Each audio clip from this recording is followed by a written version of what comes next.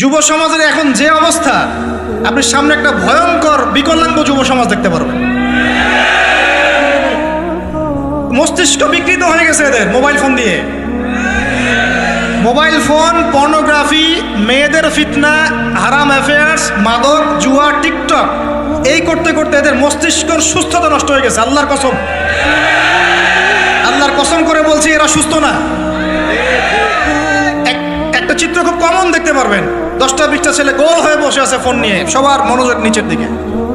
ওয়ার্ল্ডে কি হচ্ছে, আসমানে কি হচ্ছে, জমিনে কি হচ্ছে, কোথায় মুসলিমদের উপর বোম পড়লো, কোনো ফিকিরই নাই ওর।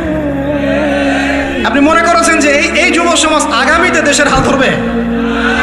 আমি হলফ করে বলতে পারি কোনোদিন দেশের উপকার করতে পারবে। আপনি নষ্ট করে ফেলছেন যুব সমাজকে, নষ্ট করে ফেলছেন।